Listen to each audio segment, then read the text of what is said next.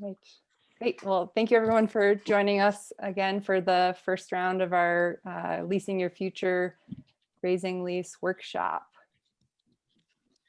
Let me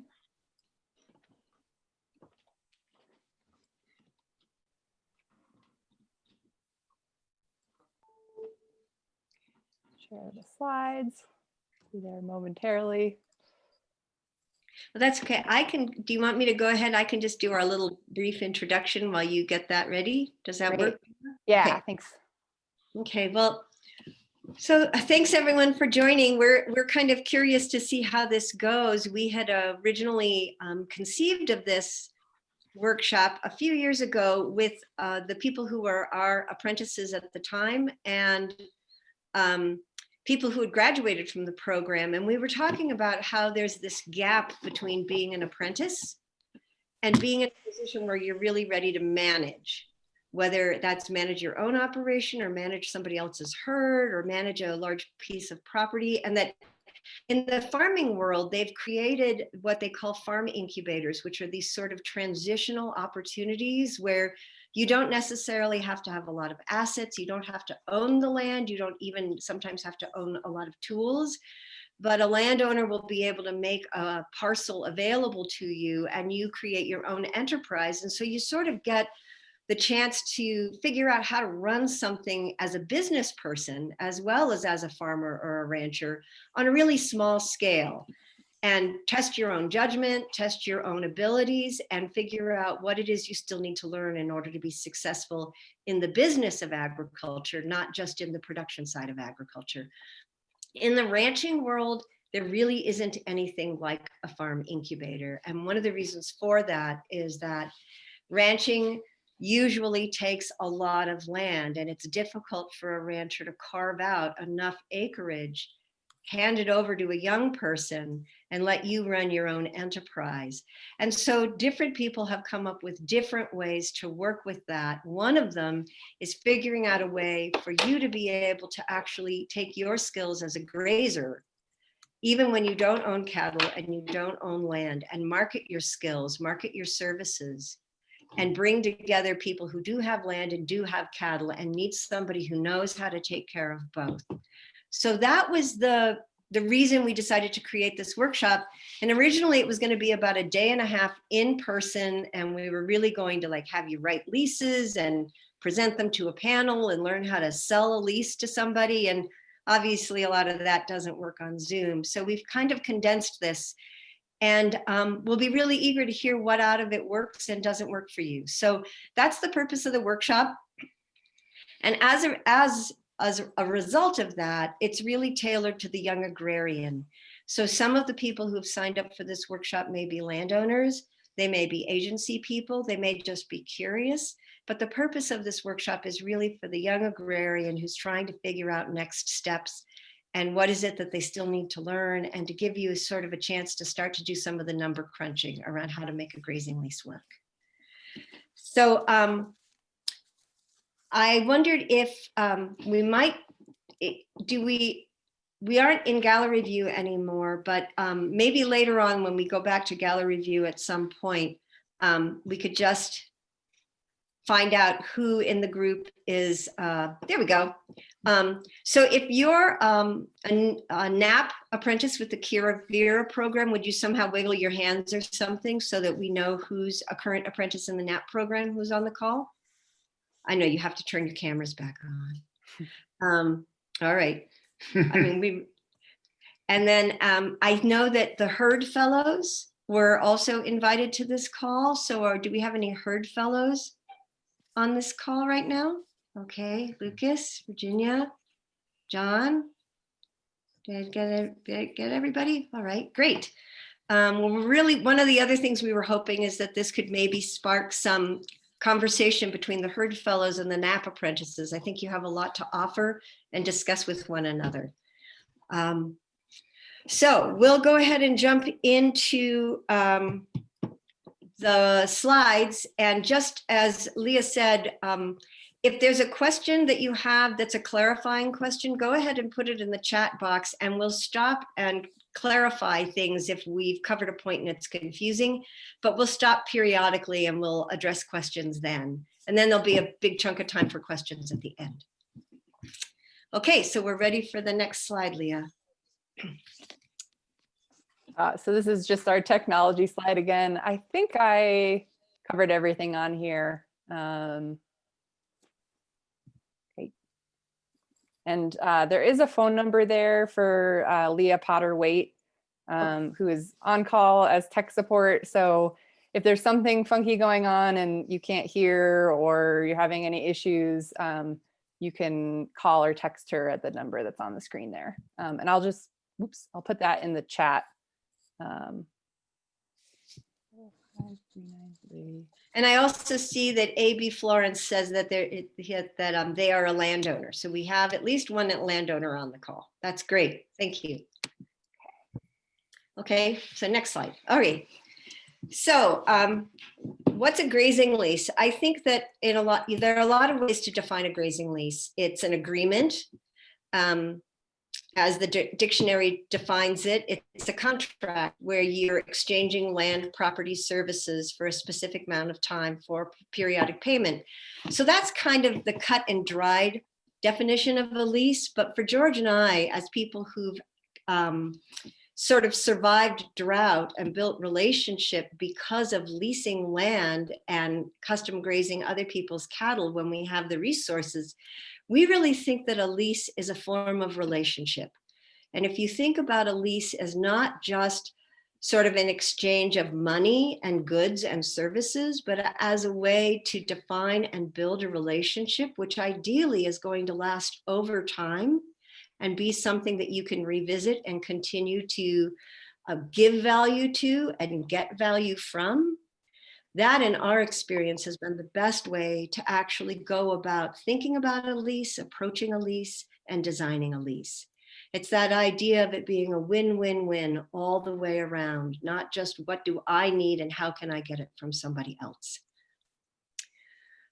So it's a document, yes, that states specific agreements, parameters, and outcomes, but a lease is also an opportunity for you as a young agrarian to take the skills and the knowledge that you have, that you've been practicing, and try to figure out a way to leverage that into an opportunity that not only will let you use those skills, but ideally pay you and help you start to maybe get some equity, either in the form of animal unit months on a grazing property, or actually a herd share with a herd that you're managing.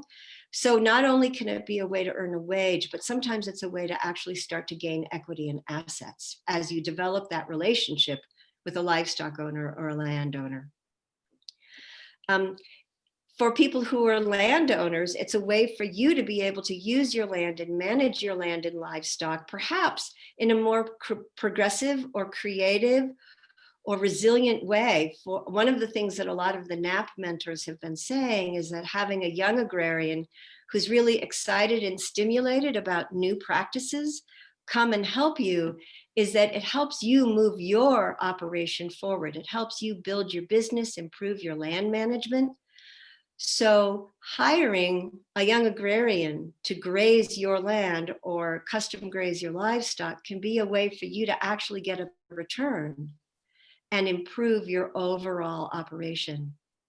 And then hopefully it is a symbiotic relationship between the land, the livestock, and the people, that everybody is improving, everybody's gaining, everybody's building strength and resilience and capacity. So next slide.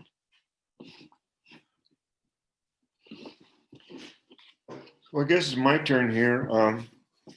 I'm also happy to see everybody on the screen, and I'm kind of excited about all the young folks that are wanting to get into this deal. And anyway, as Julie mentioned, leasing is a pretty good way to do that it's a way to leverage your skills and who you are when you don't have much else. And one of the things you need to really remember about a lease is that the goals of the land or livestock owner are very important. And you need to understand what they need from you. You kind of have a good idea what you need from them, but you need to understand what they need from you. And if they are their goals are to be organic or to be certified as GAP 4 or an Audubon certification. These are value added programs, and oftentimes leases on these types of lands go for a little more money because there's a little more money on the other end, but they also add a lot of work. And so, and a lot of what a landowner may need from you is a lot of documentation in order for them to maintain their organic status or their GAP 4 status. And so you need to think about those things as you get into a relationship with somebody, and if they have special, special designation around their property. And then you need to think about what kind of animal you're going to be grazing and how many and for how long. There's a lot of difference between grazing yearling cattle and then there is to raise between cows and calves, for instance. And so, and you need to, they are different animals. You need to think about them differently. They take a little bit different resources. Or perhaps you're trying to finish some animals for somebody with a finish program, and that's a whole nother area of expertise and importance. And you need to think about what contingencies there might be. What if there's drought or a flood or a fire or unforeseen events that impact grazing? We've had all of those in our career here over time, and that can devastate your plans and change it. But you need to think about these things beforehand and talk to your partners here, the people you're leasing cattle from or leasing land from, to that you have a contingency plan. You understand that something might happen, and you're thinking about what you might do. I think I've mentioned the specific land management goals or parameters, things like there can also be conservation easements. There could be a weed control program that you may be grazing animals in order to help control weeds. There may be riparian constraints about where you can water and how you can water the cattle or sheep or goats. It could be any of those things. And also if there are specific animal performance goals. If you're running a cow-calf operation, generally in the summertime, you need to think about getting those cattle bred, and they need to have a high plane of nutrition, and you need to manage with bulls in the herd and the neighbors' bulls and all of the things that go on with that dynamic. If it's a gain basis, you're raising cattle for so much on the gain, then that level of nutrition needs to really be high. And generally, you want to think about high nutrition, not grazing the land too much, too short, and rotating through a pasture several times during the summer, at least, depending on whether it's irrigated or not. And so, and then you need to think about how you're going to get paid and how often and how that's going to work. And so we'll go into all these things a little more later on. Next slide, please.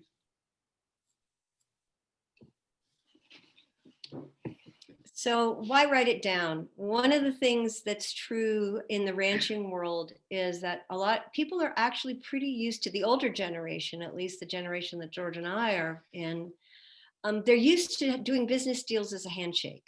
Is, people know each other, or they're a friend of a friend, and you talk around coffee and you come up with a plan and you just kind of all agree to it and you go off on your merry way. And I think if people know one another well and have worked together before, a handshake agreement may be sufficient. But most of the time, it's better to write it down. Invariably, and we've had all of these things happen, even with people we've worked with before, where our grazing contract said that there was, if in case of a drought, that we had the right to remove their livestock from the land if we needed to. And when drought hit and we needed to move their animals, all of a sudden they were up in arms and felt like we were somehow reneging on the contract. But the contract very clearly said that we would be in clear communication with them. We would let them know what conditions were looking like. We'd give them ample warning. We did all of those things, and ultimately the animals did have to be removed, but it was obviously very stressful for that person. The fact that we had a contract was really important, because he went back to the contract and read it very, very carefully and did everything he could to try to find a loophole in it that would require us to keep the cattle. And if we kept his cattle, we would have had to sell our own. So that's just one example of why, even with people, everyone goes into it with the best of intentions. Everybody's sure that it's going to work out fine. Invariably, if something does go wrong, you want to have your agreements written down on paper. Everybody signed them. So if there is miscommunication, if there is an unforeseen circumstance, if there's a lot of death loss, that there's something in writing that you can both go to, and that helps you then navigate the complexity of the problem and ideally find a solution that's going to be workable for everybody. Next slide. So as a landowner, if you come to me with a lease idea, you're going to have to show me what you got. Not a landowner, a young agrarian. Or as a young agrarian, or anybody who wants to either lease my cattle or run cattle for me or lease land, I need to know that this person has thought this through. And so you need to have done some, you need to have some skills. And so grazing planning and execution for land health, that's going to be one of the things that people would be looking for. And it's a marketable skill. It's not something that everybody knows about, and it gives you a little bit of a leg up, I think, when you have been trained to think about the land as well as the animals and those outcomes. Learning to look at animals and take care of animals and demonstrate that you know how to care and you know what a healthy animal looks like. Perhaps some skills in determining what might be wrong with an animal, something like that. Fencing and water setup, understanding how and where to place water and how to make sure that animals have access to plenty of water and that they're not fighting over it, and that they're not standing in the mud to get a drink, and you have thought through these things. Always proactive communication. You need to communicate with your landowner and your livestock owner openly and honestly on a very regular basis. I find that very helpful when everybody kind of knows what's going on all the time. And as you have issues or problems, make these people your partner, make them somebody that you're in this deal with, and everybody wants to succeed. And the best way to do that, what you're out there for, is daily management and daily care. And that's a very important place, and you need to communicate how things are going with your partners. Being creative and solving problems is always part of rotational or management intensive grazing or holistic management. That's kind of what it's all about, is trying to figure out ways to make things work when they are not exactly as you planned. And then having a decent plan to start with is always important, because you have a plan that will give you an idea of what your carrying capacity is, what you can do to start with, and when that changes, you're going to know that up front rather than after the fact. And then enthusiasm and strength and energy, and that's what we're all looking for. That's what we all need, and you guys got a lot of that. So next slide.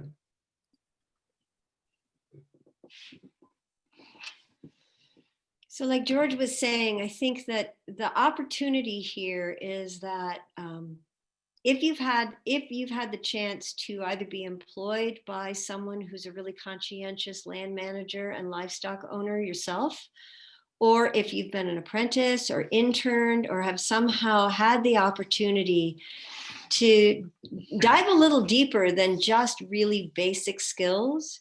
If you know how to troubleshoot an electric fence, if you know how to build an H brace, if you know how to diagnose pink eye, and how to apply a remedy.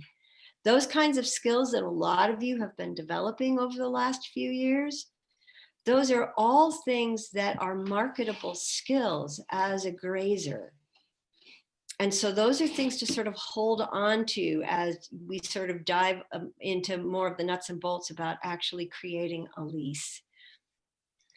So we're going to touch back here on the idea that we brought up at the beginning, which is for most people early in their career, they don't have land and they don't have animals, nor do they have a large bank account or a sugar daddy who's going to be able to get those things for them. And so more than likely, you are going to be having to deal with multiple different kinds of leases in order to put together an enterprise.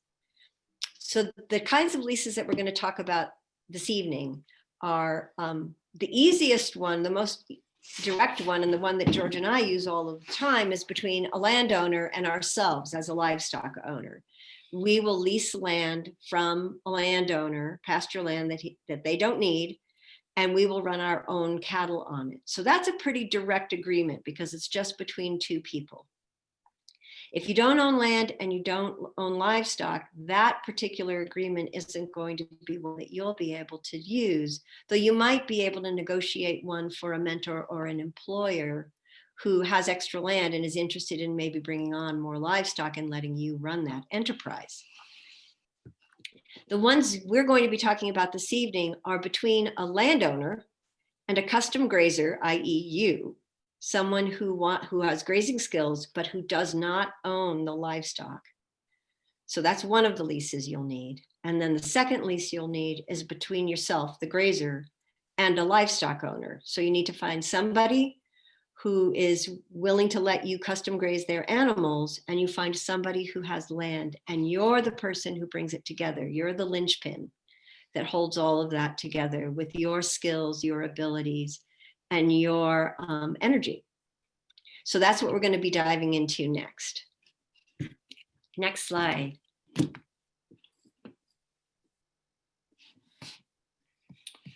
So, while ago I said, you know, you've got to go at this to show people what you've got and that you've got the desire and you've got the ability. And if you can come to somebody with solutions and to their problems, then that's going to get your foot in the door and give you a chance to have a conversation that might lead to an actual lease and an actual relationship.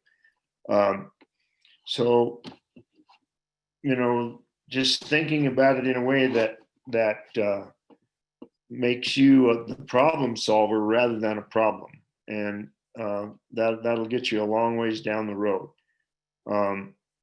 I know that there's a lot to all this, and it's maybe kind of hard for you to think about that all at once, but you don't, and it's one problem and one day at a time. And if you go at it with the right attitude and the right monitoring and the right thinking about it in the first place, then and think about it in a very positive light, you'll get a lot better job done. I think that's it. Next slide. Leah, I just wanted to double check. Is there anything in the chat box? Is there any clarifying? Does anybody have a question right now about anything they need clarification on that we've been chatting about thus far before we dive into the next bit? No, I don't see any questions or clarifications yet. Just a request for maybe Leasing the Future Part 3 contingency planning could be featuring how to find good sugar daddies to fund this work. Gosh, I don't think I have anything to offer with that. I do see that there was I see Noelle answered. There is a question, asking about what's going on with the poor cow's nose. So that's our apprentice from a year ago, Morgan Atkinson, pulling porcupine quills out of the nose of that poor little steer. So, you know, and as you get into these things and you go along, you'll build a reputation as being somebody who's honest and easy to work with, and that's a very important thing in this business. Your reputation is, well, it may not be everything, but it's a lot. And if you expect to find leases and find more to do all the time. That reputation is a very important thing. So timeliness and payment, timeliness and showing up and getting your work done as you promised that's a very important thing. So if there aren't any more questions, we can go to the next slide. Now we get into the audience involvement portion of the evening.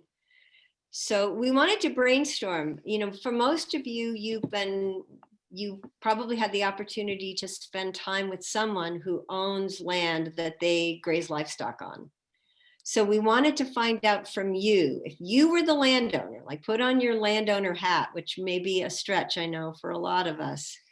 But if you're the landowner in this equation, what is it that you want and need from that young person who's going to graze, going to bring animals onto your property? What is it that you want and need in that agreement, in their management, in order for you to feel like you're getting what you want?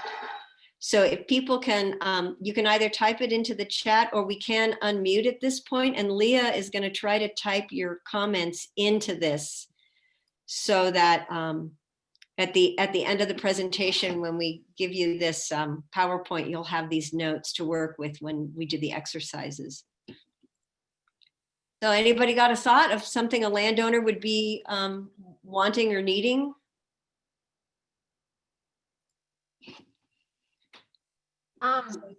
Fire fuel load reduction.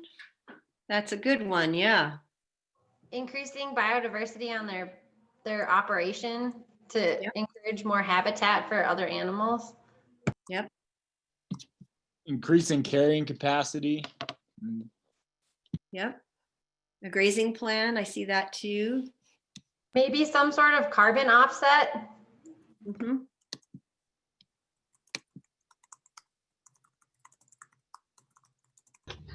Perhaps one of the other things that they can do is also ensure that I just seen somebody put water cycle, ensure that they have enough water to sustain the amount of the number of head per the acreage in which you're planning to manage or graze them on. Yep, good point. Soil health management, brush management, the lease money being paid on time, that's really important. If you're late, you're gonna really be in trouble. Then let's see from Tony, some want stewardship, maintaining fences, land health, others just are interested mainly in the money. That's definitely true.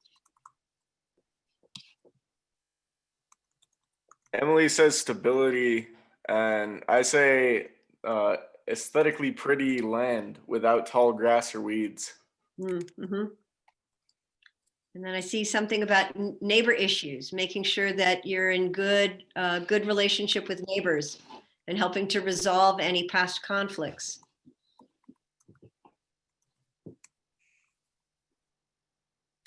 Sometimes those neighbor conflicts can go back 100 years. Yeah. That's a great question. Natalie is asking, what investment is required in getting to know the land in order to write a successful grazing plan on land that might be foreign to the leasee? We're going to talk about that a little bit more in the second half of the workshop, but right now I can say a lot of times a landowner will at least have some anecdotal history about what the carrying capacity of the land has been, or they might have pasture records about how many animal units or how many animal days per acre they've been able to get in the past. Unfortunately, a lot of times they don't have that. And in which case you might want to have a couple of conversations with the landowner, gaining their trust so that they let you go out maybe and walk around with them and take your pasture assessment skills that you've been learning so that you make sure that you get an accurate gauge on what you think the carrying capacity is with what the grazing, like if they want you to leave 50%, well, then that's different than if they want you to leave 30%. And how much is brush ground and how much of it is actually Baltic rush, which the cattle aren't going to want to eat, or is it, or maybe they want cattle, but you realize that it's a better place for sheep or goats. So you definitely want to have enough familiarity with the land that you're not setting yourself up for some sort of failure. And I would think that most landowners would be fairly amenable. Our experience is that if they don't have really good records, they're usually really excited about somebody who wants to do a good job.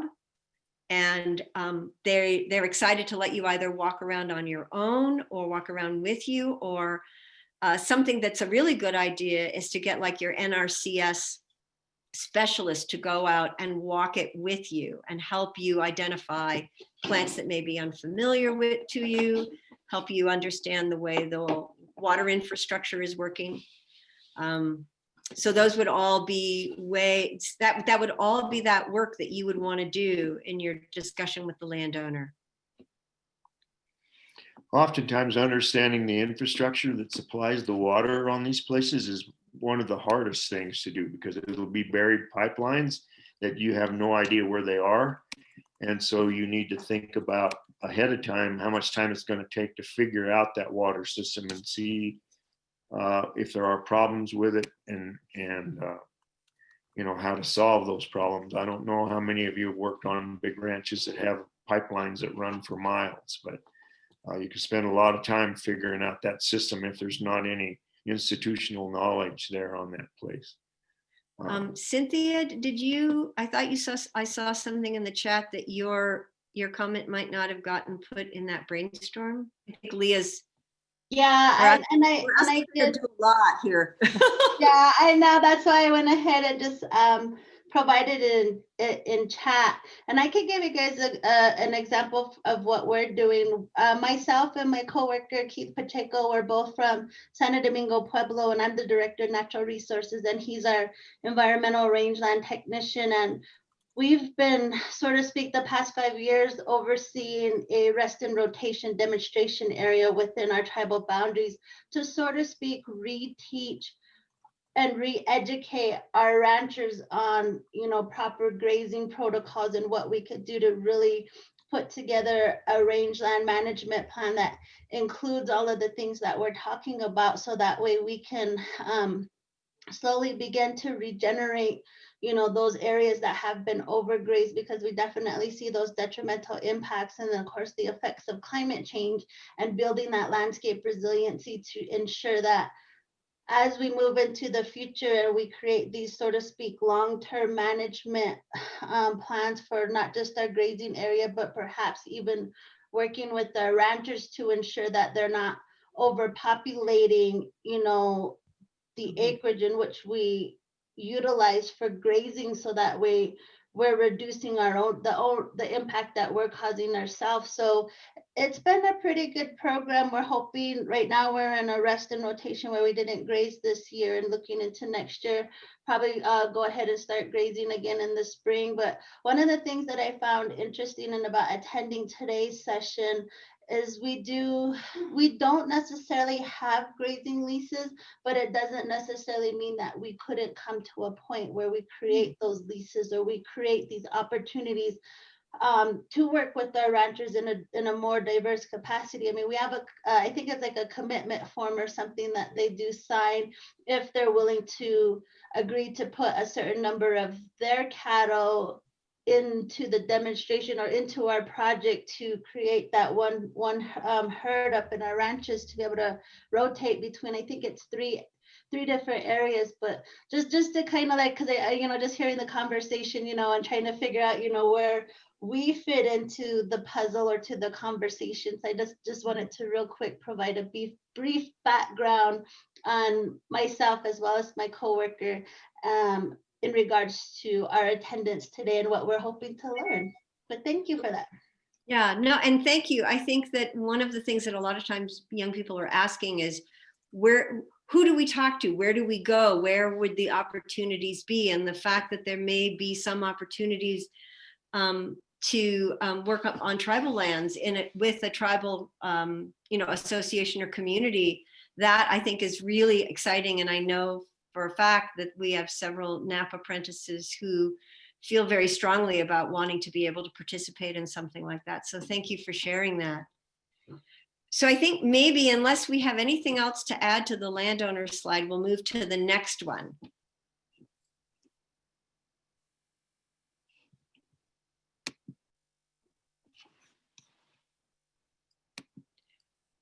So George, this is the one. So what does a livestock owner need?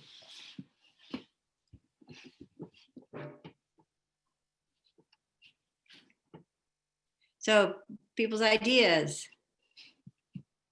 They might not have enough land for the current number of livestock they have, so just more forage that is affordable.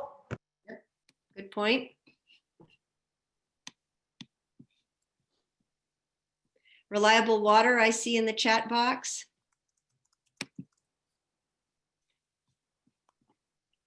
Yeah, Rex, maintenance, yep. Maintenance or weight gain for their cattle, absolutely. Those are two very different things. So getting clarity on whether they just want to maintain or they really want to gain, particularly if you're working with stockers or finishers, that's going to be critical. They may want like an organic certification for the land that their cattle may graze on. Yep. Absolutely. Oh, they're pouring in. Proper health diagnosis. Absolutely. Healthy animals, growing more forage, animal impact. Yeah, long-term recovery. So basically grazing for restoration and land health, which is not the way everybody knows how to graze. So that's definitely a place where your skills come in. Yeah, no death loss. Ideally, it's no death loss. Yeah, but certainly being, keeping that very low. Backgrounding for replacements. Fencing. Yep. Who's responsible or pays for installation?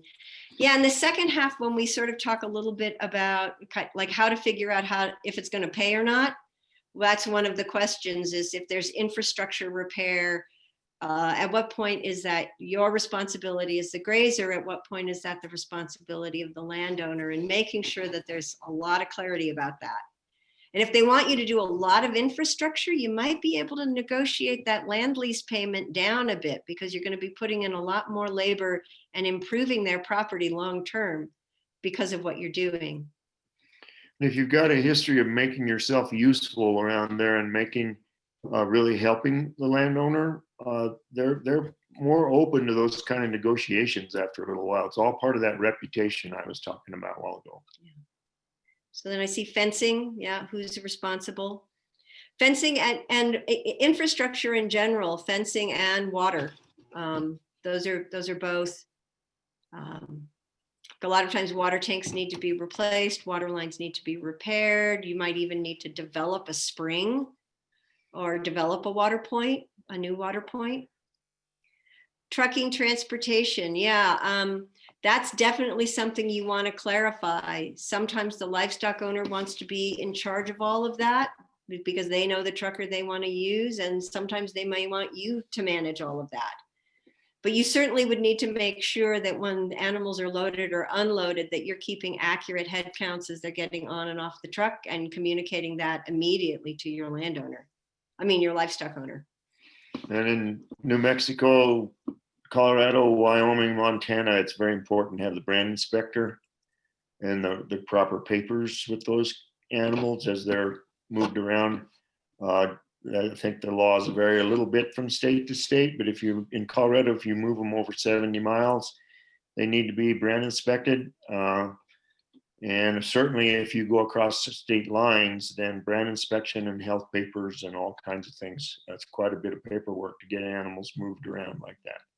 So understanding those is important. I also see the commitment to irrigation. Certainly if flood irrigating is a lost art, and it is an art.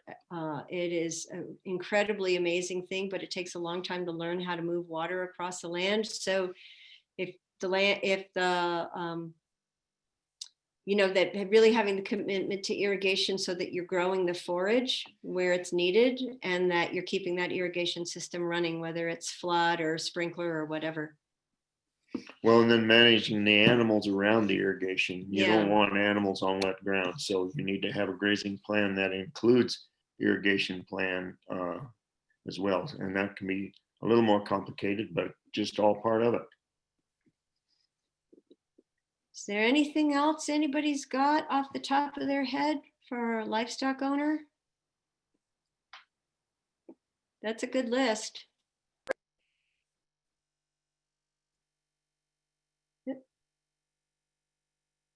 like somebody was trying to talk and then got cut out. Yep, breeding. Yep. Oh, yes. Yeah. Yeah. And breeding is, it's really important. And the other thing I mentioned a little bit about while ago is the bulls. When you've got bulls in a pasture with cows,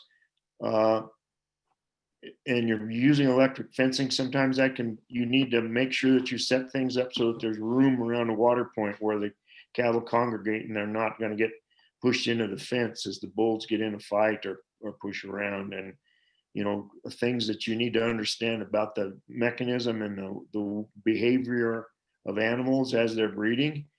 And so paying attention to those kind of things. And then, of course, paying attention to the neighbor's bulls. Nobody pays thousands of dollars for a bull so that the neighbor that it can be over in the neighbors. And so, that's another layer there of things to think about. But most of you are probably used to that if you've been on these ranches this summer. So, Well, why don't we go on to the next one? do you want to? Okay, go ahead. Let's do that one. Is that all right? And then we'll take a break. Yeah. So after we're done with this brainstorm, we'll take a short break and then we'll kind of jump back in. So what does the grazer want and need? What do you, if you're the person doing the custom grazing, what is it that you want? What is it that you need?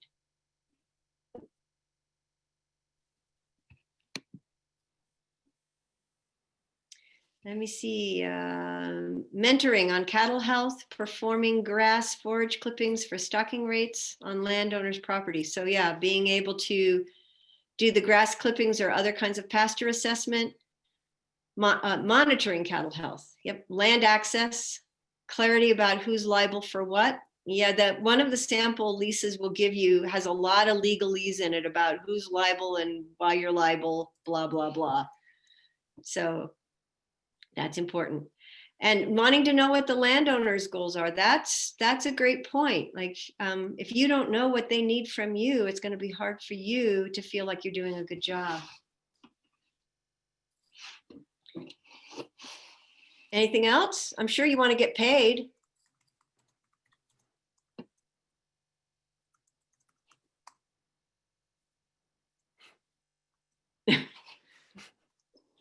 What else do you need in order to feel like that you're going to be able to do this successfully? An idea of the weather regimes of the land that I'm going to be kind of managing. Yep. Good point.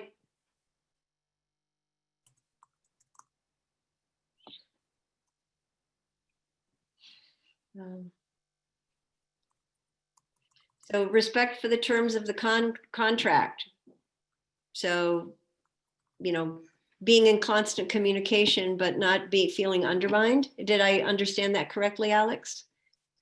Yeah, I think so. Not feeling bullied, but like if they change their mind about something, being able to have a conversation, but not feel like they're making you do something. If the contract clearly states, like if they're questioning your decision or something, you should be able to have a conversation, but not feel forced to do what they want just because they own the land. Okay. Maybe.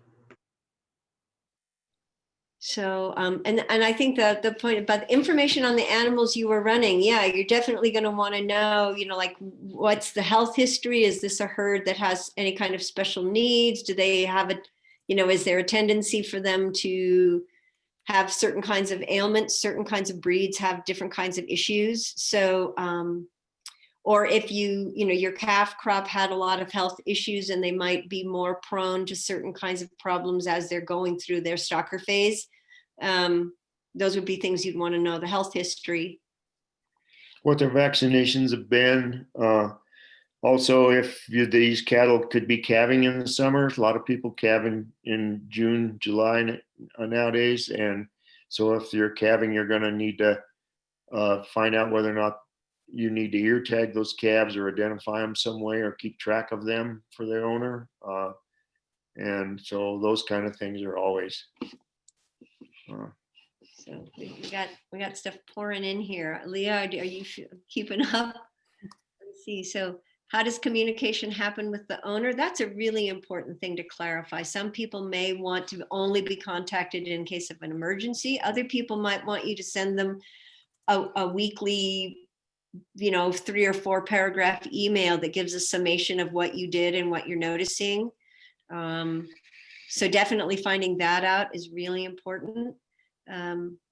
Yep, the sense that it's a partnership. Yep, having a good vet, knowing who the vet is, and making sure it's a vet that the livestock owner also feels comfortable with. Rex, your question about how do you get somebody who's hesitant about increasing stocking rates to agree to that? That might be something that you wouldn't necessarily be able to do your first season. Like that might be one of those places where building trust and relationship one season is going to make it possible for you to do that the second season.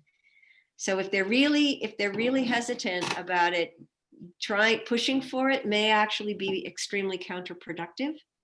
You're just going to be a young whippersnapper, and why should they listen to you? But if you prove yourself to someone, then they're much more likely to go out on a limb with an idea that you have that could increase the return to them as well as to you.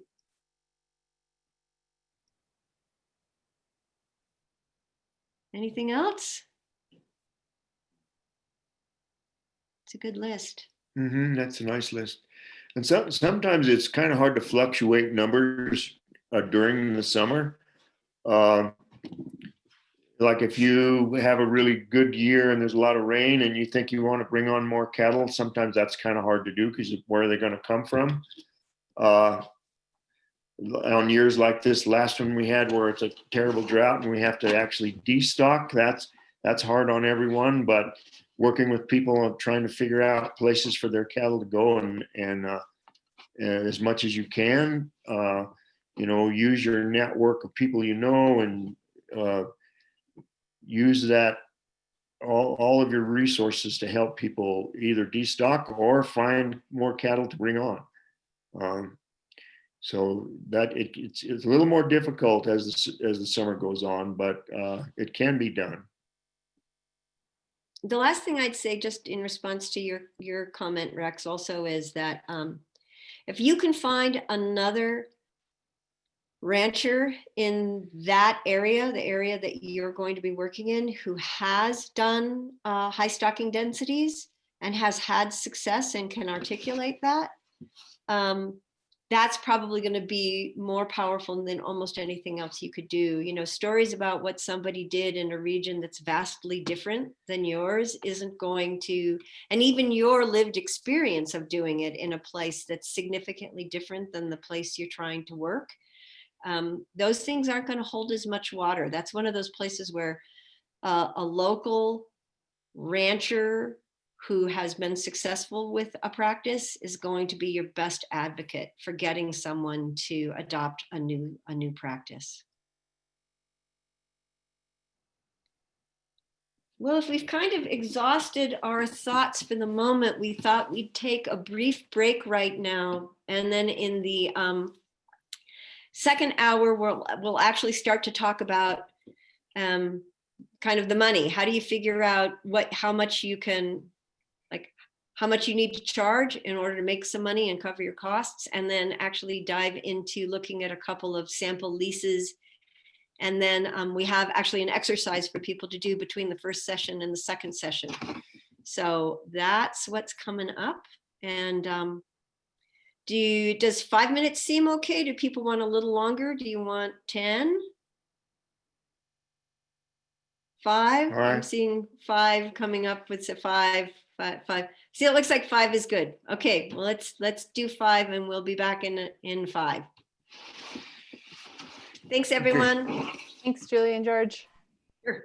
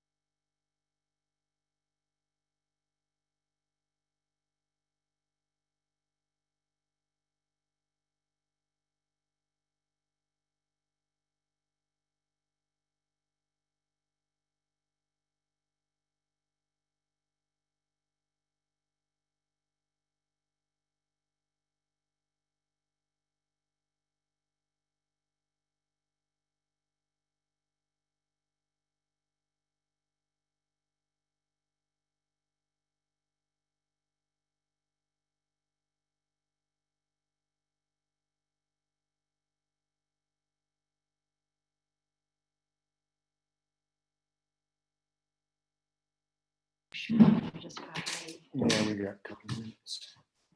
Yeah. All right. Are we back all together again and ready to move on to part 2? George and Julie, you guys ready on your end? Yeah, Yeah. we moved into the warm part of the house. Before we dive back into things, I just want to remind everyone that this is an open space for sharing ideas and perspectives, and it's really important that we all be respectful of people's ideas and comments, and expect the same amount of respect as if we were all together in the same room. And also, I trust Julie and George in their facilitation and handling of questions, and yeah. Okay. Okay, Are we ready? I think we're ready to, Yeah, unless anybody has a question right now, a clarifying question, Yeah. we'll just jump right back in. Okay, let me Good. remember how to do the screen sharing again. All right, so next slide.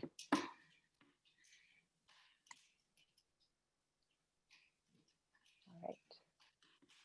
so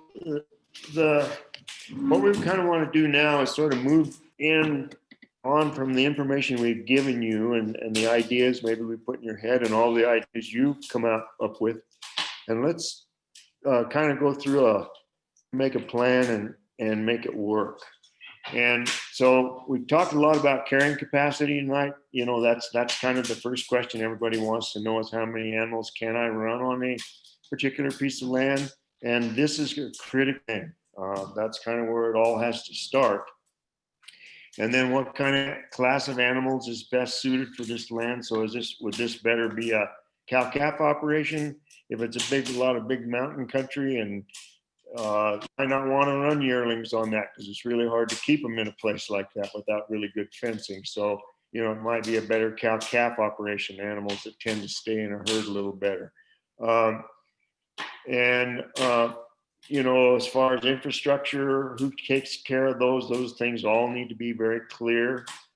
When you're leasing something from somebody, you're leasing it as is oftentimes, and you need to understand what as is means.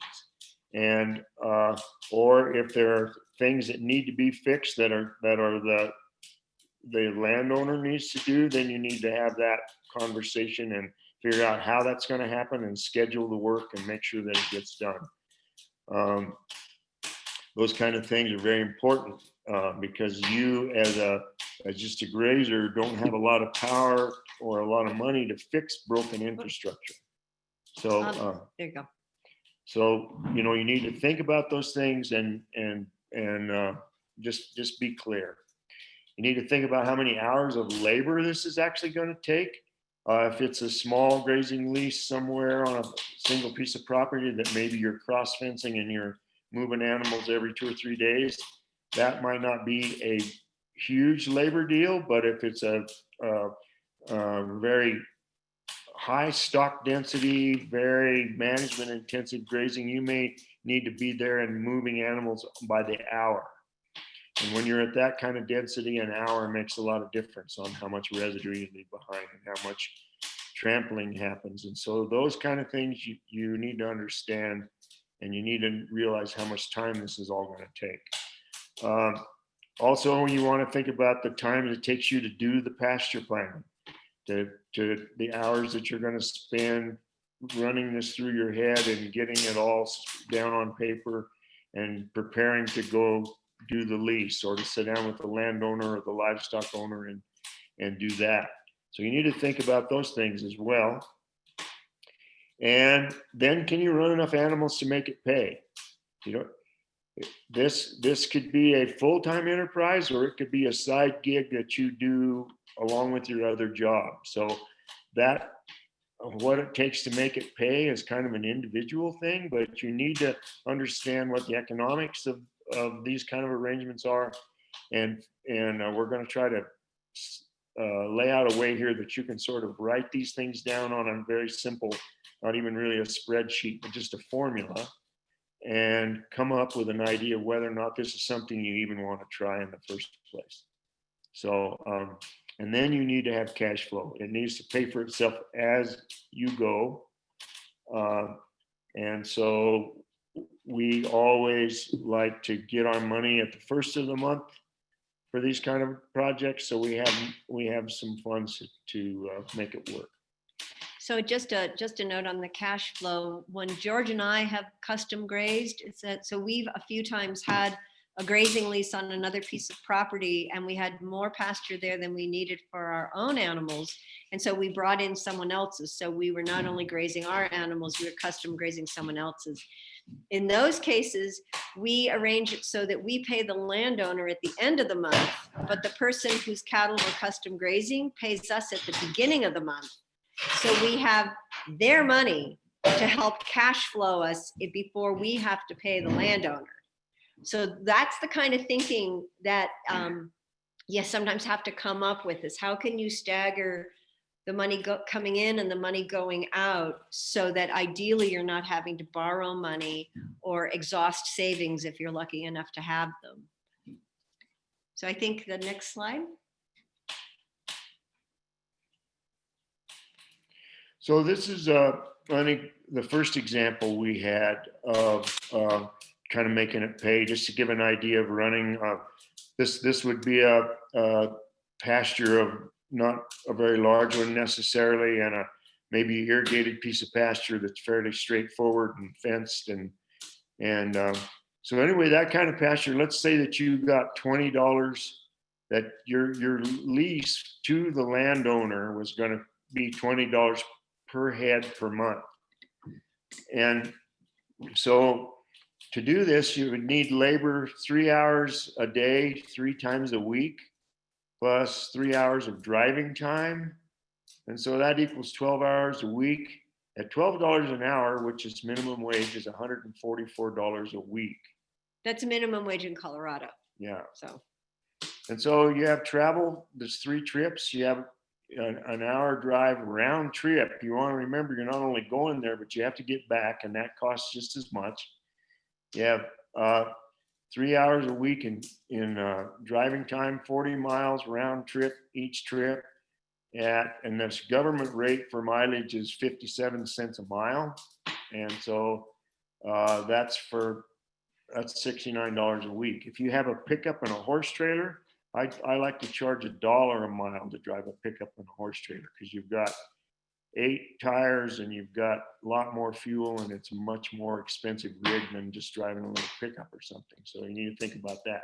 But anyway, that's a total of $852 a month for that basic thing. And I just want to clarify, in the labor line, that 3 hours a day, that would be the 3 hours that you're actually spent on the ground, like setting up a new temporary fence, moving the cattle into that pasture, checking their water, moving their mineral, their salt, whatever, going and rolling up the old fence and maybe setting up for the next move. So depending on how big your pasture is, this is something we found, if we have a fairly straightforward piece of property and fairly good, decent, permanent fences, and we're just cross fencing, that 3 hours for the actual labor is pretty reasonable. And then that additional 3 hours that makes it 12 hours, that's your driving time. So you're paying yourself for your driving because that's time you can't spend earning money some other way. So that's just where that total number of hours came from, in case that wasn't clear. And so let's say that piece of property would only run 60 animals. That's going to be, you're going to have to charge $34.20 per head per month to the livestock owner to cover your expenses. That's a fairly high rate, depending on a lot of things, but it's more than most people are used to paying for pasture. And so you might need to figure out this might be a scenario that might not really work, or you're going to have to find somebody who's willing to pay that and it works for them, depending on what their situation is. So let's So- go. Yeah, we'll go to the next slide and we'll show the same scenario with a different number of head, just so that you can kind of see the way you need to start thinking about putting together the pieces of the puzzle. Go ahead.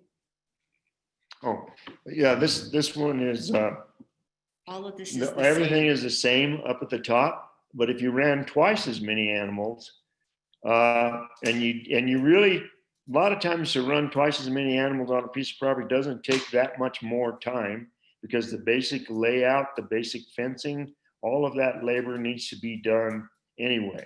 So you can add animals and gain in efficiency of your business model by adding animals, all taken care of with the same amount of labor or very near the same amount of labor.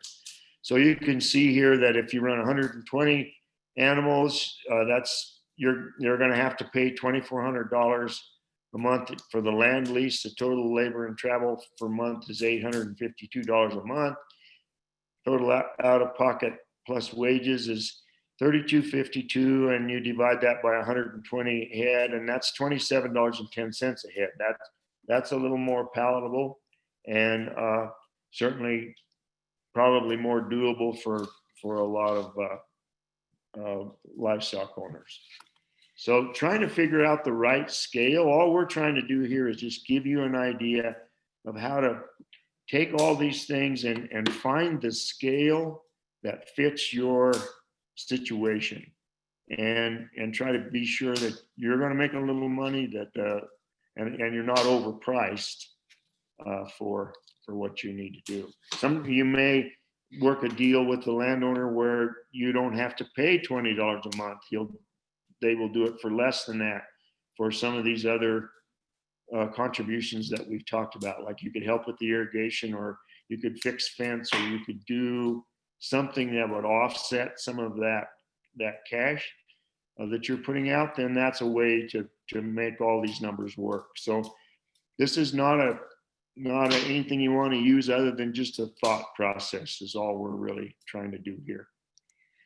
And a couple of things about that, like in the labor here, we haven't put in what it would cost when you're actually getting the place ready to receive livestock. You might have to go around and check all the perimeter fences and double check the water points, and then be there the day that the cattle unload. So this is just your basic labor. When you were actually doing a whole budget for the lease, and this is something we'll get into more in the second session, to figure out, well, what additional labor am I going to need to set up and then take down at the end of my grazing project. And then, like George said, if you were going to negotiate with the landowner to do a little bit more work,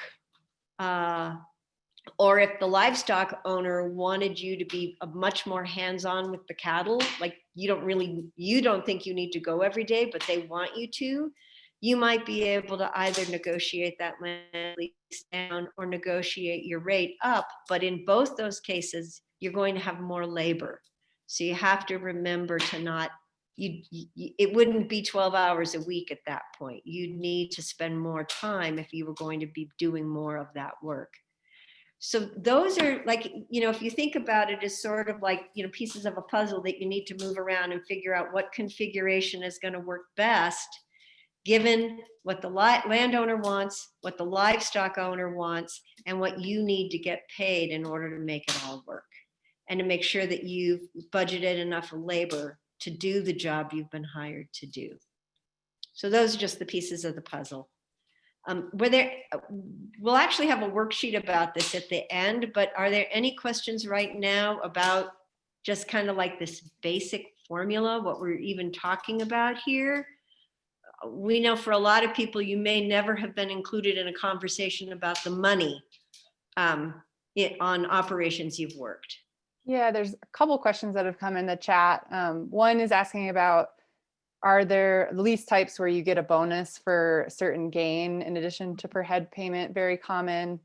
And then the other question is, do folks usually lease land on a per head basis? Seems like you're actually penalized for improving carrying capacity. For the gain, yes. So that the contract we're going to have you work with for this exercise actually is one that doesn't have the gain in it, but the other contract we were going to pass out at the second half of this workshop on the 5th, and we can certainly send it out earlier, is a contract which does have the gain payment. And in that contract, it talks about how you handle the incoming weight and the outgoing weight, how those things are recorded, and how you actually record the gain and get paid for it. And in that contract, you get a base pay every month, just sort of for cash flow. And then when the cattle leave and you get paid that bonus for gain, if it's more money than you've already been paid, you'll get more money. If they didn't gain any more than what you've already been paid, then you won't get that bonus. Most of our contracts are on the gain because we feel that that creates a lot of incentive for the grazer to do a really conscientious job. And it usually creates a more return for the grazer and a better result for us because our cattle are healthier and in better shape. So we will demonstrate the difference between those two contracts. We were concerned that it might get a little bit too confusing for people who aren't familiar with contracts, but we'll show you both of those. And then once we get these concepts down, we'll also talk about animal units, what an animal unit is, and how that reflects on the actual animals on the land. And animal units are not the same as per head. And so we'll talk about those things a little later on, but their complications or their refinement on these ideas as we drill down into the actual meat of this conversation. So we'll get to those things later. What was the other question, Leah? I think there was at least one, if not. Yeah, there's a few more. So basically, is it normal to lease land on a per head basis? And the commenter says, because it seems like you're penalized for improving carrying capacity. Most of the leases we've had in our life have been on either a per head or a per animal unit month. So, like if you're running pairs, that is more than one animal unit month. It's usually like a 1.2 animal unit month. And again, if those terms are unfamiliar to people, we can talk about that more in a minute. So most of ours have not been a flat fee for the land. It's usually been a per head or per animal unit basis. I don't know that we've ever considered that penalized. Actually, when we've paid a flat fee, we paid more money to the landowner than we would have had we paid just based on how many animals we put on it. So at least here in the arid Intermountain West, I don't know that a flat fee is necessarily always going to give you a better financial deal. But that's, again, I think it's going to be really different in different places and with different owners. It depends on what they're asking. We've had people have really, really low per head rates, and we've had people have really, really high per head rates. So, there's a lot of variation there. What was the other question? We'll do two more questions and then we'll keep going. So the next one is sort of related. Why would you not negotiate a multi-year lease at a fixed price per acre per year so that you're invested in managing the land to improve it? If you can get it, that's what you want to do. That's what you want to do. Always, always, always. Yeah, if you can figure out a deal like that where you've got long-term stability so that you're going to be there for 4 or 5 years, then you can really invest in some infrastructure and you can invest time. If you're just a grazer and you're just there for the 4 months or 5 months of the grazing season, then that's a different economic situation. But if the idea would be then to work yourself into that sort of a situation where you could lease a property for multiple years. Like we actually leased a ranch down on the Rio Grande River for 8 years, and it was and the first year, we sort of had to prove ourselves. We needed to prove to the landowner that we could work within his kind of crazy eccentric parameters, and he was a very crazy eccentric person. It was also a parcel with a conservation easement on it, so the local land trust also needed to see that we could demonstrate our ability to work with those confines. because it was a long-term lease, within 3 years with intensive grazing, we were able to increase productivity drastically, which meant we could run more animals, we got better gain, and the landowner made more money because we could run more animals. So there was a win-win there. But it's unlikely that someone who doesn't know you is going to give you a multi-year lease until you've proven yourself. All right, But last, that's the relationship. Another question. Yeah. last quick one before we move on. For tax purposes, are contract grazers, land stewards typically considered independent contractors? If you're not employed by somebody, yes, you'd be an independent contractor because you'd be providing your own truck, some of your own fencing, your own tools. You're coming in as a traveling circus. So you'd be an independent contractor.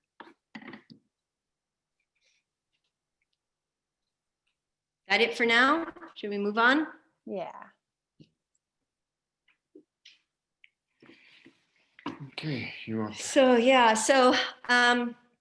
it's really easy to get in over your head when you're first starting out with something like this. I don't know how many of you have actually done a lot of work without having someone, an employer, a mentor, a good friend, somebody to sort of bounce your ideas off of or come out and help you kind of clean up the wreck when things haven't gone well.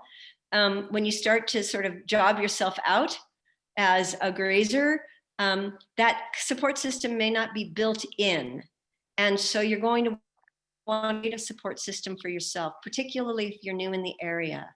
And that support is both technical and personal. The NRCS is a great resource. Almost every place you go, you're going to find people who are a wealth of information. They're going to understand the historic weather patterns. They're going to know what if you need to intercede, what's going to work. They're going to understand all sorts of things, put you in contact with other people that are going to be a benefit for you. So that's a really good place to start if you're new to an area. If there are range personnel with the Forest Service or the BLM, if you happen to be working with somebody who on that kind of land, those would be resources to go. And they also often offer workshops. So you'd want to keep your ear to the ground about any kind of educational opportunity that's going on locally so that you can continue to meet people and learn. Past mentors love to hear from people. Almost every apprentice we've ever mentored is in contact with us pretty regularly. Sometimes it's about, trouble they're having with an employee, but a lot of times it's around livestock and land issues. And it's been about actually designing grazing leases. So definitely reach out to those people. They would love to hear from you. Any records that the landowner has about past history is going to be really useful. And then definitely have those friends, those colleagues who you can call, who love you no matter what, and are going to be able to help you when you're feeling overwhelmed. It's imperative that you design a support system for yourself. Then a few things that are more nuts and bolts. It's going to be really important that you have some way that you're monitoring your progress, whether the landowner and the livestock owner want to hear from you regularly or not. Ultimately, at the end of the contract, they're going to want to have some sort of proof of what you did. So if you can keep records of how many hours you were there, actually do some photo point monitoring of grazing, graze line contrasts, regrowth, keep really accurate records about animal performance and animal health. When we're working with people who are doing custom grazing, we really try to at least every month have some sort of communication where we could talk about those two things. And then record keeping. You got to learn to keep track of your receipts, keep track of your expenses, make sure you're staying on budget, pasture records, animal health records. And then if you are working with someone who has humane animal handling certification, organic certification, Never Ever 3 certification, Audubon bird-friendly habitat ranch certification, you're going to be probably responsible for some sort of record keeping along those lines. So make sure you know what those things are, what's going to be the right kind of record to keep, so that you start off with a good system and you're not playing catch up. So next slide. Are there questions? Oh, yeah. So were there any, now we're going to really dive into the leases. So any other questions? I see there's something in the chat.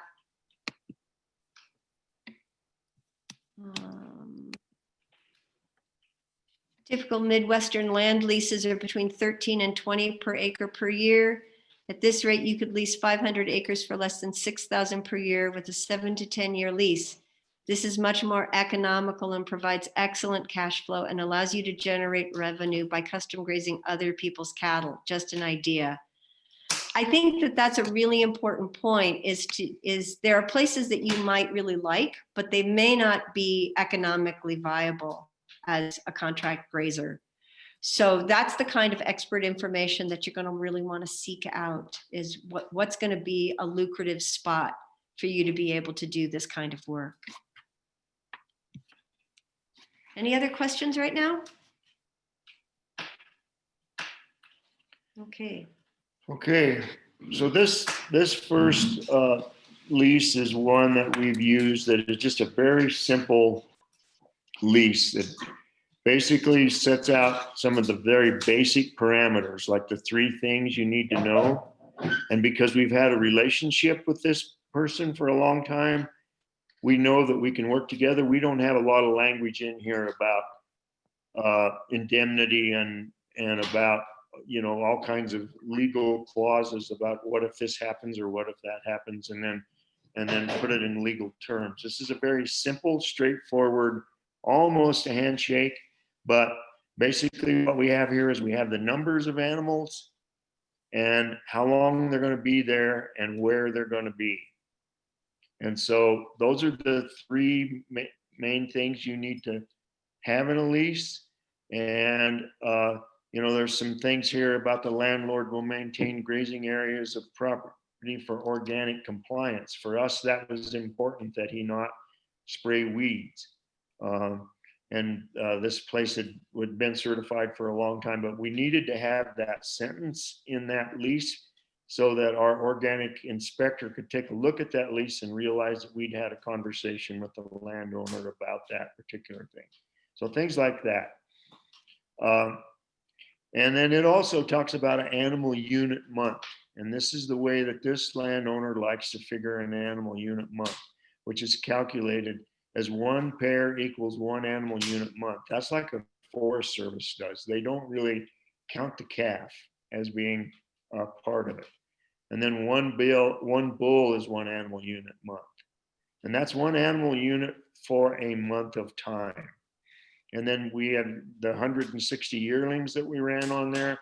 They were prorated as 0.8 animal unit months, which meant an animal unit is a 1,000-pound animal.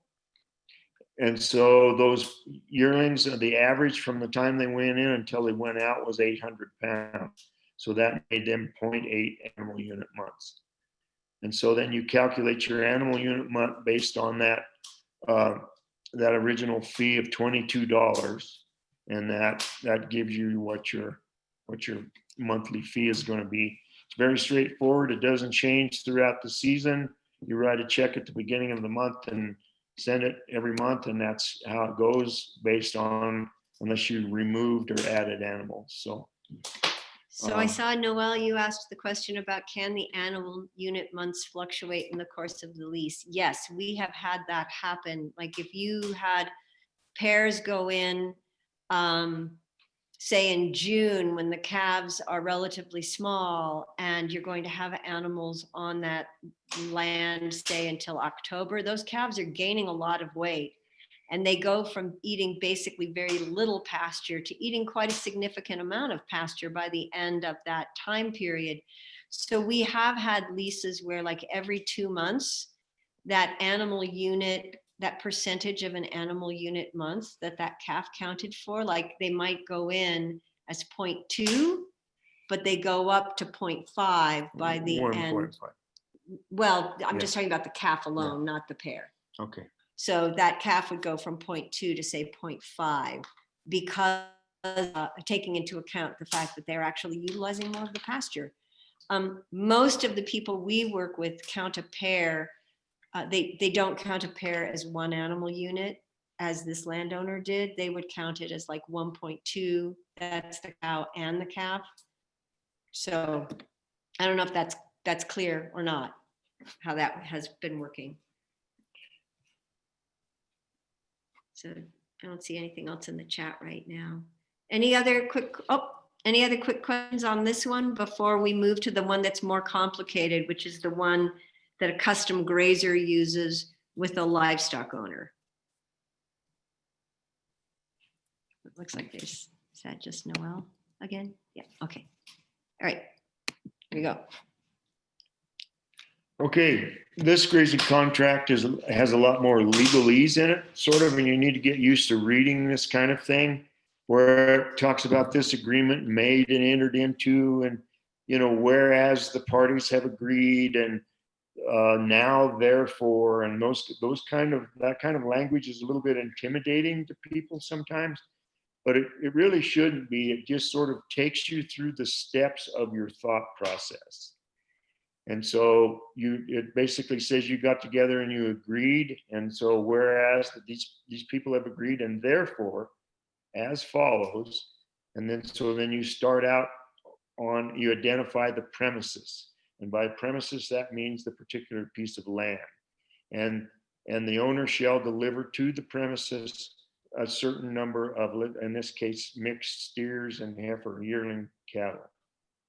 And so the term of the agreement, that's the time that you're going to be involved in this agreement, is going to commence on May 17th and terminate on October 15th, unless otherwise agreed to in writing. So you've agreed to that. It's not nearly as loose as that other lease was, but it does also give you an out here that if things change, you can agree to, and you both agree, then you should write it down and change this particular lease.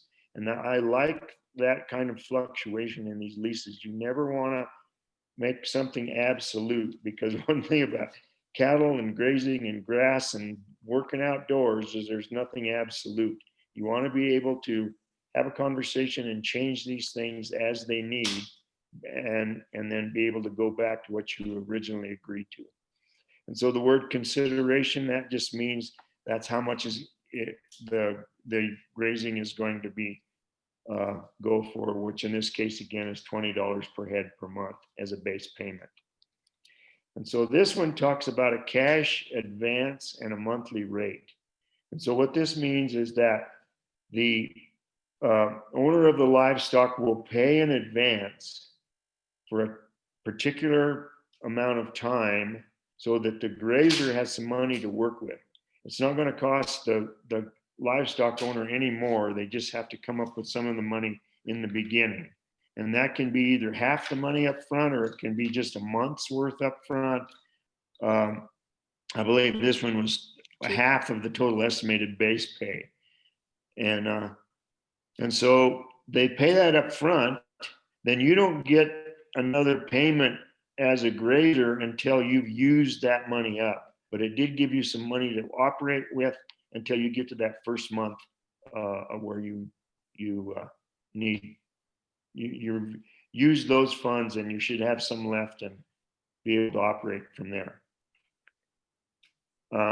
Did I see somebody had a question there? Did you? No, I don't think so. Okay. So, and you can see that there's just sort of a whole lot of language in here about if the animal numbers change due to death or sickness, that the caretaker, that would be you, the grazer, will inform the livestock owner about that. So there's just some clarification there about the communication. And again, that was one of the things we talked about early on, is that it's really important to know when the owners want to hear from you and when they don't need to hear from you. So I think we can go to the next slide. This lease is actually like 4 slides long. So it's got a lot more detail in it. And so this one is a little more complicated as far as weighing conditions, and it's a gain basis type of lease. And somebody asked about that a while ago.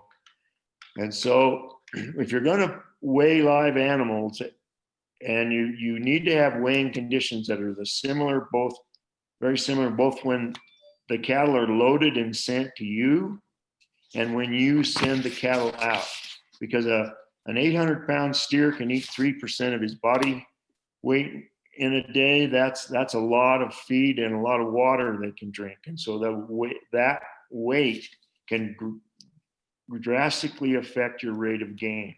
So you want weighing conditions that are similar. And the best way we like to do this is have the animals brought in and sorted if they need to be, and then dry lot them overnight, and then weigh them, put them on a truck and weigh them the next morning. If there are scales on the premises, you could weigh them that way. It just depends. Not very many ranches have certified scales. And you always want to use certified scales, not just a set of scales that you can't trust, because you're getting paid based on this weight, and the livestock owner is paying on this weight. And so it's a very important thing. And shrink and all of the things that you might need to figure here when you do this transaction. This is what makes old cattle people out of you, is you learn how to do these kind of transactions so that they don't necessarily take advantage of your partner, but they don't leave you out either. And so weighing live animals is a bit of an art form. We only have about 5 more Okay. minutes. Go ahead. Anyway, the other thing is maintenance and risk. The caretaker agrees to provide and supervise the cattle while on the premises. So you are the caretaker in this case, the grazer is. And so this basically sets out the terms and the conditions and what you're signing up for. And I don't want to read through these, but you can sort of quickly scan over them and probably. And I think we will be sending this out to everyone afterwards. So yeah, they can go back to it. Yeah. So maybe the next one. So you can just see this one, actually, number 6, it actually talks specifically about death and stray loss. That had been one of the things that had come up when we'd said, what is the livestock owner going to be worried about? So here it is. This is evidence that that's something you discussed and agreed to, the fact that death loss may happen. And so how is that going to be handled? And then also there, number 8, there's the clause about weather. We talked about how one of the things that can happen is that you can get a flood and lose half of your pasture. You can have a drought and have no pasture. You can have things happen that are completely outside of your control. So you want to have some sort of a clause where it's really clear that that has been discussed and agreed upon. So I think that is the most important stuff there. Then this just lists, this has a lot of the. We went we went backwards. Go the backwards. other way. Yeah. I think we should be done. Yeah. And so this is just like, miscellaneous legalese, blah, blah, blah. But this contract that we're showing you, this is the one that we have, some variation of this is one we have used a lot over, 15 years. Either when we have been the person taking in someone else's animals, or when someone else has been grazing our animals. So it's a lease that's got a lot of information in it, but it's also been tested over time. And there are things about who's liable for certain things, like if your livestock rubbed the mirror off of somebody's brand new pickup and do $1,000 worth of damage, who's going to pay for that? And you want to try to figure out ways that you're held harmless for something that the cattle might do. So there's indemnities, and there's different things that these can get very complicated. And especially if you're going into a long-term lease for a flat fee for a piece of property over a long time, you really need to have that kind of language in that kind of lease. I saw that there was a question about talking about leases with like municipalities. We weren't going to talk about leases with anything other than sort of private individuals in this particular workshop today. And part of that is just because these are the leases we're most familiar with. It's also true that if you're leasing land with the State Land Board, the Nature Conservancy, with a state agency, with a municipality, they'll have a lease agreement document that is the one you have to use. So you won't necessarily be creating a document, But some of the other pieces of this, like how do you assess the carrying capacity? How do you know how many animals you can run? Can you make it pay? Those things would still be pertinent, regardless of whether it was a lease with an agency or an organization or a municipality. And maybe in the second session on the 5th, we can talk a little bit more about some of those specific leases, but we won't be covering that tonight. So I think we can go to the next slide. So we're coming into the final 15 minutes here, so we can stop here for questions in general, but then for, again, because this workshop was basically tailored for young agrarians, we have an exercise that we were going to have people do that's, and then you can work with the grazing leases as well. And so we can talk about this before we end our call, but right now let's just take questions or any conversation. Julie, do you want me to move us back into gallery view so we can see Yeah, more maybe. faces? Yeah. Maybe for right now.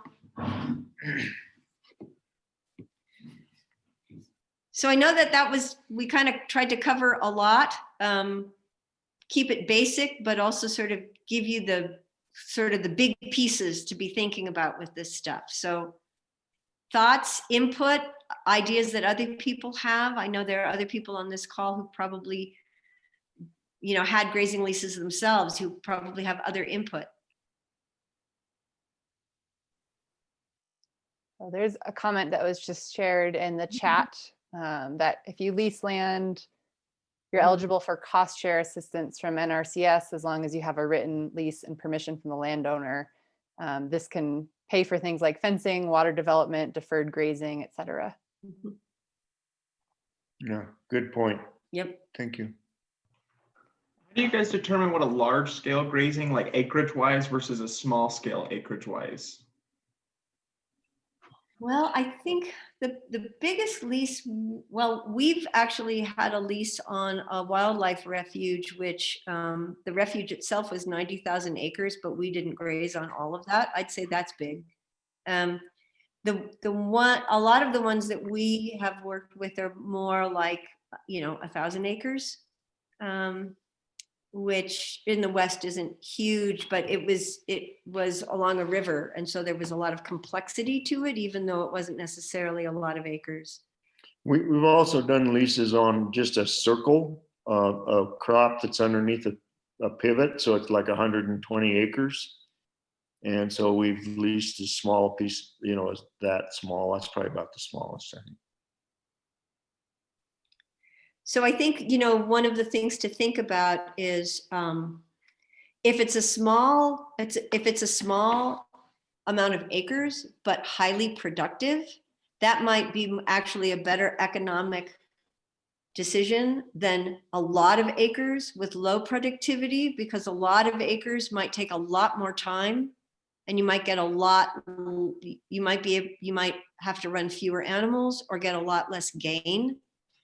So that's part of that equation. There is scale, the scale of the landscape, the productivity of the landscape, and how much time it's going to take to manage it in the way that it wants to be managed.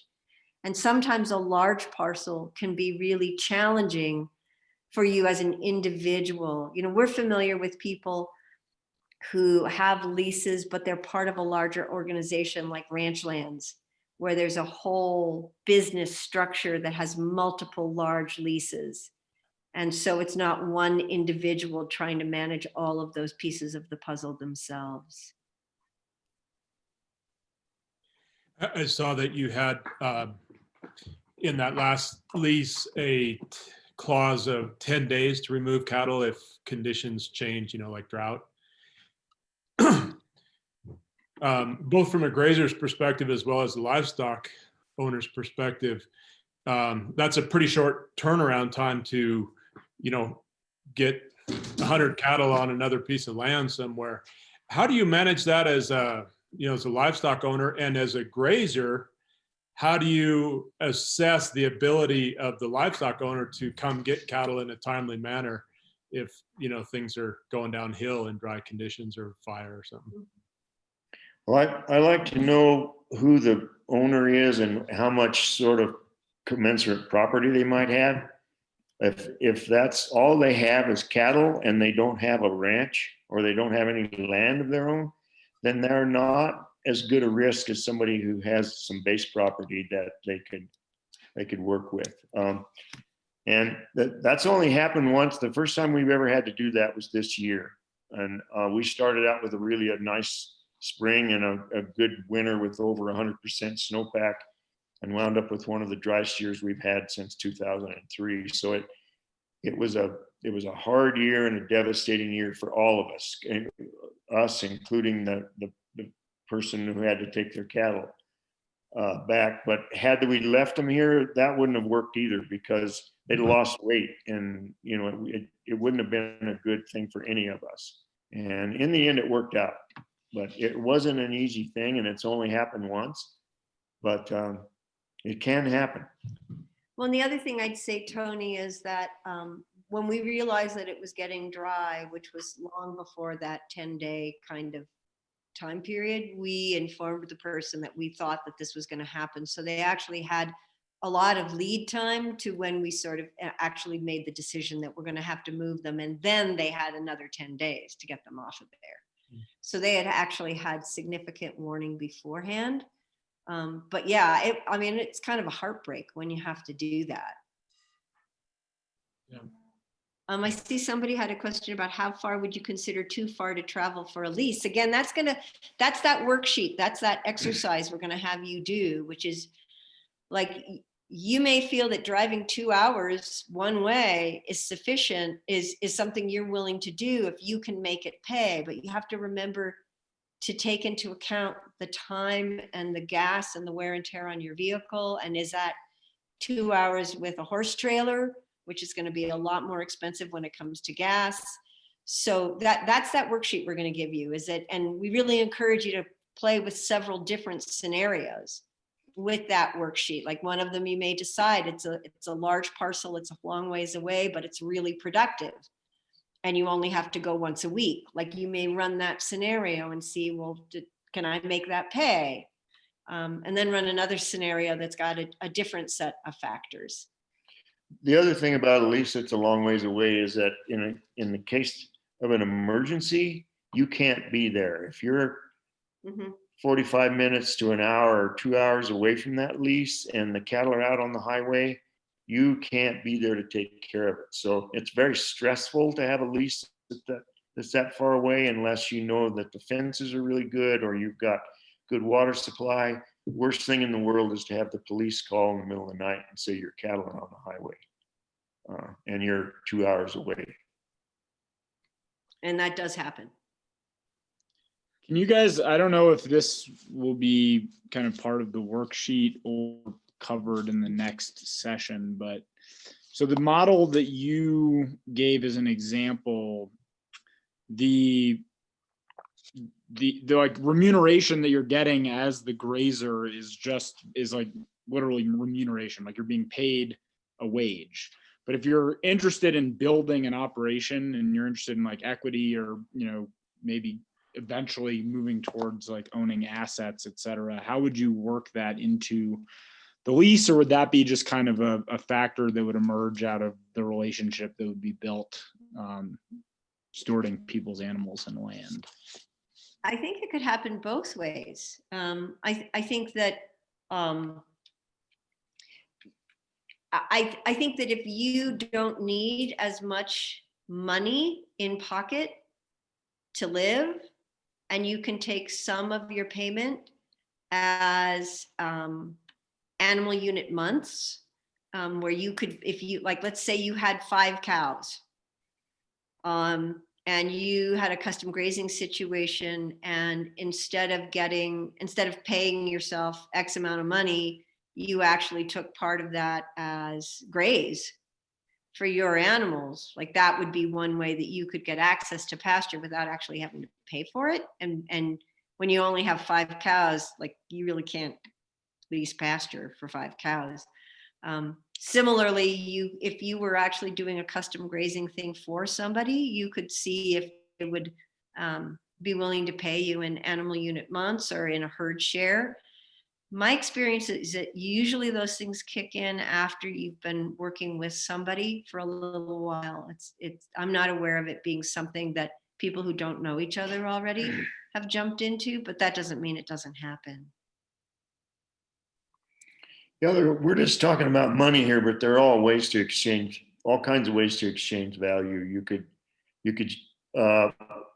get part of the animals at the end, or you know, get some, if you're running cow-calf pairs, maybe you can exchange some of that to start your own little cow herd. Or there's all kinds of ways of doing this. It doesn't mean it's just money.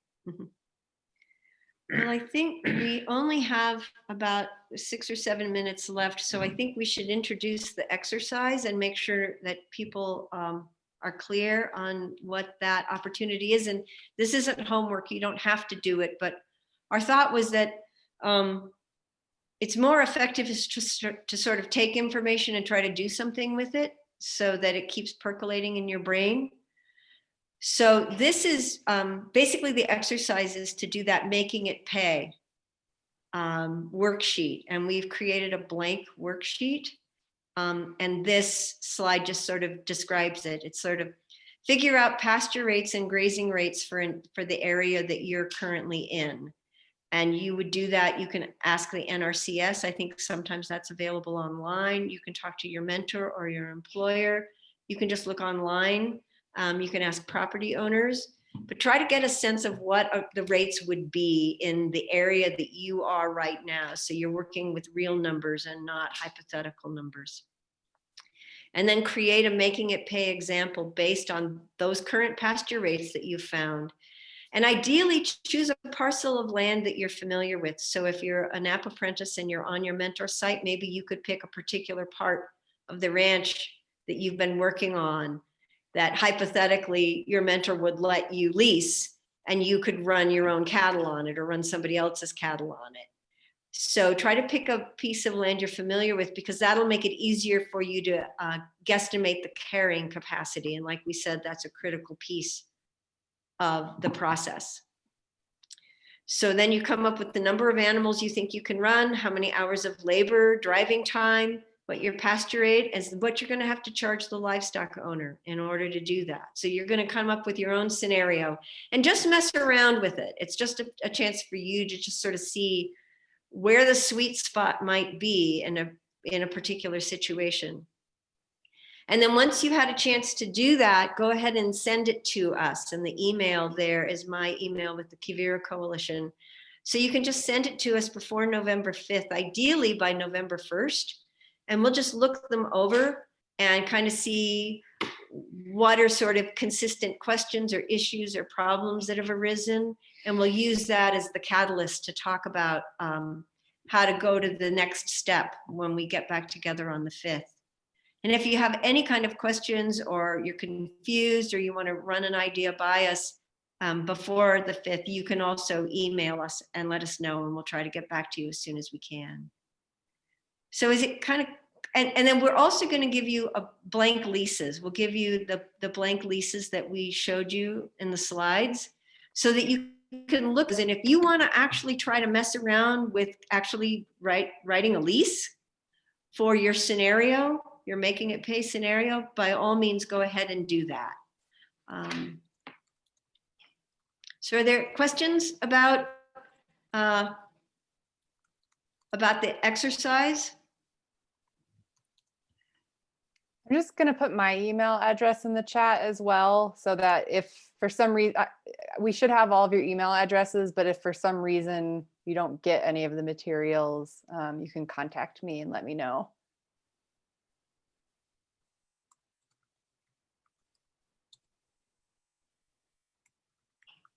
No. Questions, comments, confusions? Not a question, but I wanted to say thank you because I feel like this has been extremely helpful and made this seem way less intimidating. Oh, good.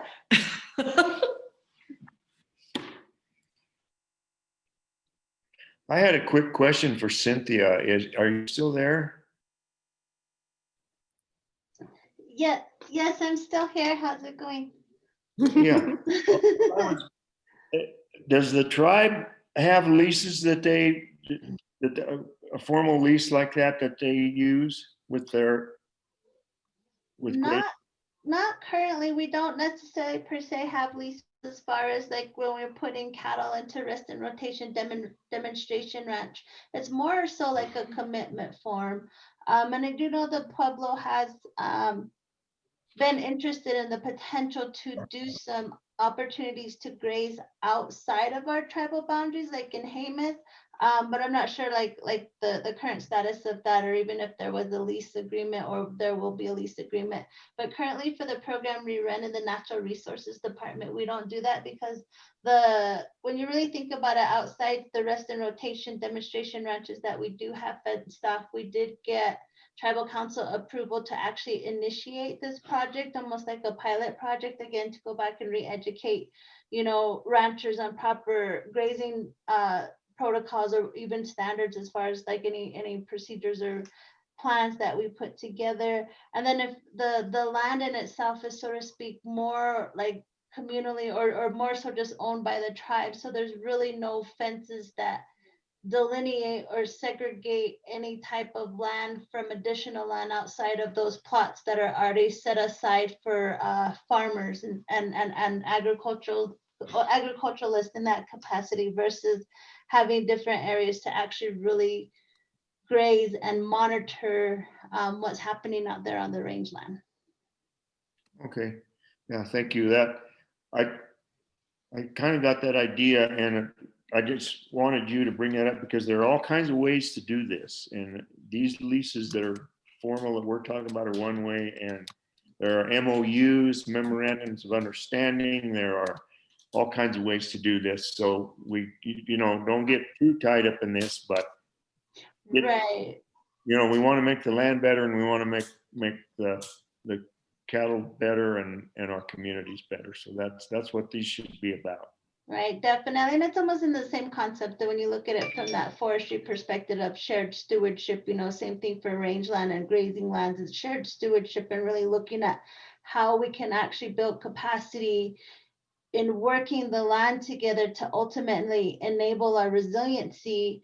But most importantly, I do know that when it comes to, federally recognized tribes and federal Indian law and policy, oftentimes, the work that we do does stop at our reservation boundaries. And I'm always interested in figuring out what we can do to, one, of course, it's unfortunate the way that federal Indian law and policy works, but I do believe that there's opportunities to develop partnerships and working relationships to potentially be able to say, if the Pueblo wanted to have an opportunity to lease some grazing land somewhere, or from whomever, that option is made available. And really, it's just, as you mentioned, looking at MOAs or IGAs or other agreements that can be put in place, along the side, either with the lease or, in place of a lease, versus having that set up that way. Yeah. Okay. Great. Thank you. Thank you for asking. Well, I know we're at 7:00 and we said that we'd only keep you for 2 hours. So I don't know if there's any last question or comment. And by all means, once you've had a chance to kind of digest all of this, please reach out by email and let us know if we can clarify or support you between now and the next session.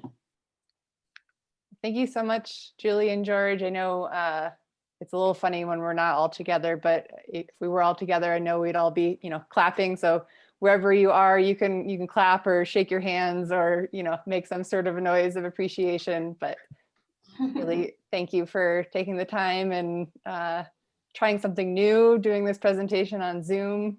And you did a great job. Thank you. Thank you. Thank you, everybody. Have a good night. Thanks for all the great input. Y'all were great. We'll see you again on the 5th. All right. Have a good night. Bye-bye. It's an interesting comment. What's that? This last, Brian Hummel, EPA Region 4 Specialist.